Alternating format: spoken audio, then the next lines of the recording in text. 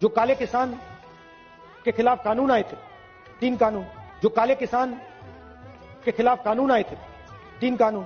राहुल गांधी आपके दिमाग में, मैंने मार दिया उसको, वो है ही नहीं, मेरे माइंड में है ही नहीं, गया वो, गया। जिस व्यक्ति को आप देख रहे हो वो राहुल गांधी नहीं है, वो आपको दिख रहा है। देश की आबादी 140 करोड़ रुपए, देश की आबादी 140 करोड़ रुपए। आटा 22 रुपए लीटर, आज 40 रुपए लीटर। तबीयत तो ठीक है ना?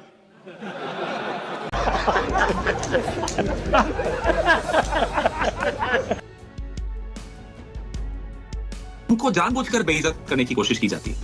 माफ कीजिएगा मानक जी, इतना कायर आदमी कभी आपने देखा है? कायर क्यों कह रहे हैं? कायर नहीं तो क्या भाई, आंखों में आंखें डाल के विपक्ष के नेता को देख नहीं सकता। जेन जी के नाम से तो डरता है नरेंद्र मोदी, डरता है।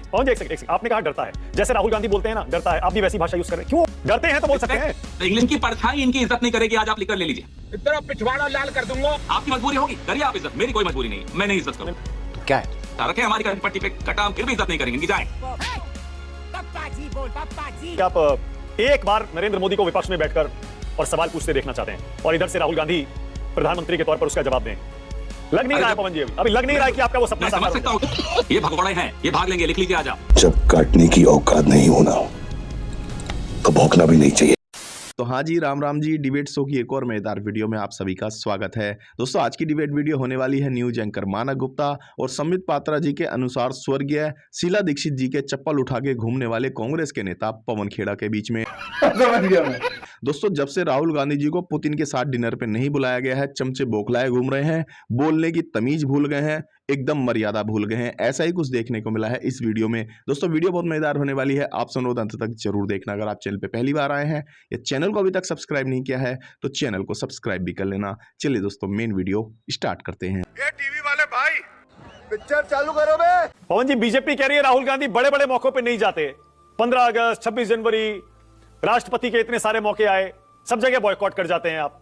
और अब बताइए, पुतिन के डिनर में नहीं बुलाया तो उसकी शिकायत कर रहे हैं। मानक जी, आपको पता है कि जब भी खड़गे साहब जो कि लीडर ऑफ ऑपोजिशन राज्यसभा में हैं, या राहुल गांधी जी जो लीडर ऑफ ऑपोजिशन लोकसभा में, जब भी इन्हें बुलाया, वो लाल किले पे बुलाया हो या किसी और स्टेट प्रोग्राम में बुलाया हो, उनको जानबूझकर बेइज्जत करने की कोशिश की जाती है।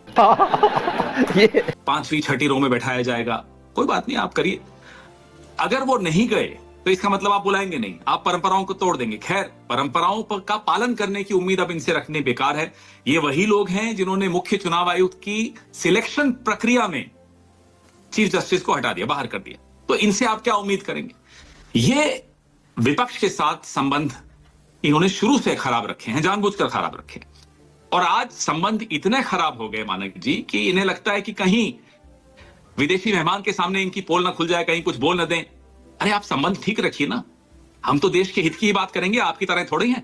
चल झूठा। तो ये जो इन्होंने किया है पूरा विश्व देख रहा है। आप सोचिए कि जो विजिटिंग डिग्निटरी थे वो क्या सोच कर गए होंगे। हमें कोई नुकसान नहीं है, नुकसान मोदी जी ने अपनी छवि थोड़ा बहुत जो बची है, ज्यादा नहीं बची लेकिन जितनी भी बची है उस पर और हमला खुद मोदी जी ने बोला है। ये इतने इनसिक्योर आदमी, इतना कमजोर आदमी, माफ कीजिएगा मानक जी, इतना कायर आदमी कभी आपने देखा है? चड्ढा समझाओ इसे, समझाओ। कायर क्यों कह रहे हैं आप? कायर नहीं तो क्या भाई, आंखों में आंखें डाल के विपक्ष के नेता को देख नहीं सकता, क्षमता नहीं है। एक कमरे में विपक्ष का नेता भी मौजूद हो तो ये डरते हैं। और कायर क्यों है आप पूछ रहे हैं मानक जी? कहाँ के हो तुम तुम्हारी औकात क्या है कि ये शब्द बोले हो? लेकिन बीजेपी के नेता जो इंस्टेंसेस बता रहे हैं उन पर स्पेसिफिक जवाब दीजिएगा। आप कह रहे हैं कि इनको जब बुलाया जाता है, अपमानित करने के लिए बुलाया जाता है, 5वीं 6ठी रो में बिठा दिया जाता है। अब बीजेपी के जो नेता हैं वो ये बता रहे हैं इंडिपेंडेंस डे, 15 अगस्त, रिपब्लिक डे, 26 जनवरी, इनको बुलाया गया, नहीं गए। रामनाथ कोविंद जी का राष्ट्रपति के तौर पर जब शपथ वो ले रहे थे तब भी नहीं गए। सीपी राधाकृष्णन, अभी हाल की बात है, उनके भी शपथ ग्रहण में नहीं गए। ये क्यों नहीं गए राहुल गांधी, क्यों नहीं जाते? बता रहा हूं, 15 अगस्त और 26 जनवरी के कार्यक्रमों का ही मैंने आपको उदाहरण दिया। हमारे हॉकी के खिलाड़ी, उनके पीछे राहुल गांधी और खड़गे साहब।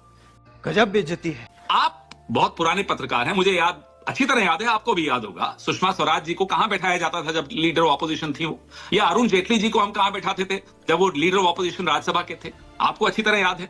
तो परंपराएं होती हैं, हमने पूरा सम्मान दिया है। और आज जब वो सम्मान बिल्कुल नहीं देते, तो आप ये मत भूलिए कि लीडर ऑफ ऑपोजिशन भी इस देश की आवाज है। इस देश के 60% वोटर्स की आवाज लीडर ऑफ ऑपोजिशन है। आप सिर्फ 40% लोगों की आवाज हैं, ये भूलिए मत। पवन जी, तो क्या करेंगे? मतलब ये तो रिश्ते इतने खराब हो गए हैं। बताइए, विदेशी नेता आ रहे हैं, रूस के राष्ट्रपति, और हमारे देश में किन मुद्दों पर राजनीति हो रही है? राहुल जी कह रहे हैं मुझे मिलने नहीं देते, मुझे डिनर में नहीं बुलाया। किसकी जिम्मेदारी है सुधारना? हमारी, आपकी है क्या? जिसकी जिम्मेदारी है वो सुधारे ना, निकले ना अपनी उस कायरता से बाहर। ठीक है, ओके। ये कायरता है और कुछ नहीं है, जिसमें आप में इतनी हिम्मत नहीं है कि आप उस कमरे में लीडर ऑफ ऑपोजिशन को भी बैठा सकें। ये एक अंग्रेजी में कहते हैं इंफीरियोरिटी कॉम्प्लेक्स है आपको। कौन अपने आप को विश्वगुरु बना के घूमता है? जब तक आपको मालूम है कि आप चेले भी नहीं हो किसी के, उस लायक भी नहीं हो, आप अपने आप को विश्वगुरु बना के घूम रहे हो। ये इंफीरियोरिटी कॉम्प्लेक्स का बहुत बड़ा उदाहरण है। मैं और आप तो नहीं कहते साहब मैं गुरु हूं। क्यों नहीं कहते? क्योंकि हमें मालूम है हम जैसे हैं वैसे खुश हैं। वंदे मातरम और एसआईआर पर संसद में चर्चा होने वाली है सोमवार, मंगलवार, बुधवार को। राहुल गांधी बोलेंगे पवन जी? हम तो बोलेंगे ही साहब। हम तो वंदे मातरम तब बोलते थे जब वंदे मातरम बोलने पे लाठियां खाते थे।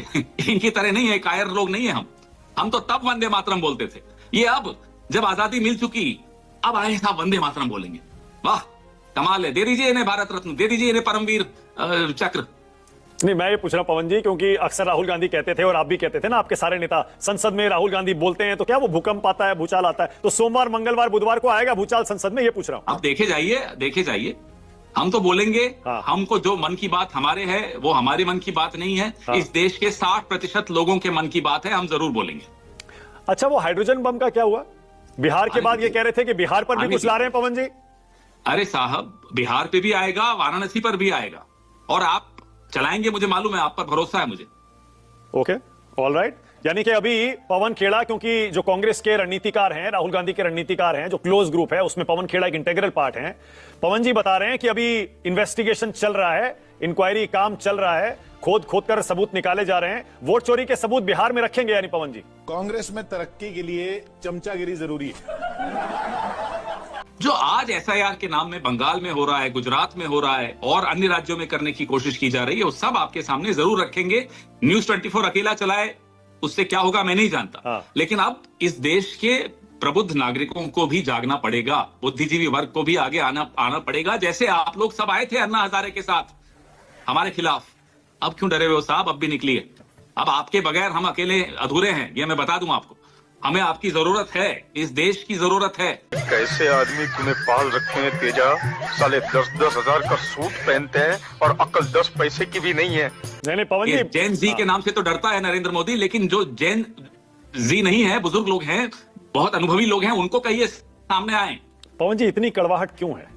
मैं यही पूछ रहा हूं। नहीं, रुकिए ना एक मिनट। पवन जी एक सेकंड। आपने कहा डरता है, जैसे राहुल गांधी बोलते हैं ना डरता है, आप भी वैसी भाषा यूज कर रहे हैं। क्यों हो रहा है पवन जी? इतनी कड़वाहट कहां से आ गई?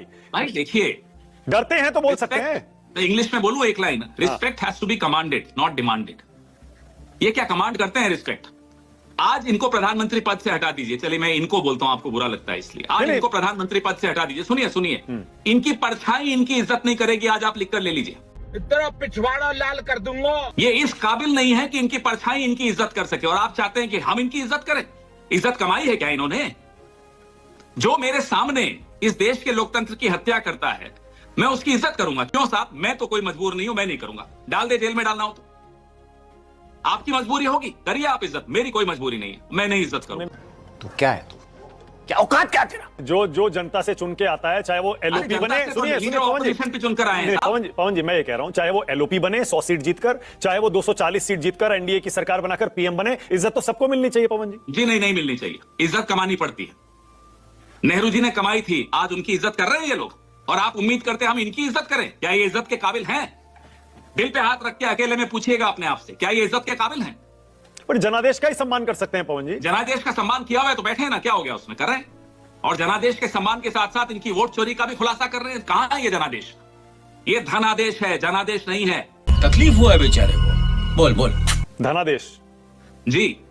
क्या 10,000 रुपए की तरफ इशारा कर रहे हैं जो अकाउंट में डाले गए थे बिहार चुनाव के दौरान? ना केवल 10,000, ये जो अरबों रुपए खर्च किए जा रहे हैं, कहां से आ रहे हैं? इतने करोड़ों का एक एक सीट। आज महाराष्ट्र के एक सरपंच के गांव में 1 करोड़ रुपए बांटने के लिए भेजा जाए, आप कहते हैं वहां क्या जनादेश है? ज्ञानेश गुप्ता को जेब में जिसने रखा हो वो क्या जनादेश से जीत रहा है? फिर आप कहते हैं इज्जत कीजिए इनकी। क्यों करें इज्जत साहब? रखें कनपट्टी पे हमारे कट्टा, इनका बड़ा मशहूर है ना, ये बड़ा इनको अच्छा लगता है ये सब भाषा। रखें हमारी कनपट्टी पे कट्टा, हम फिर भी इज्जत नहीं करेंगे इनकी। जाए पप्पा जी बोल, पप्पा जी।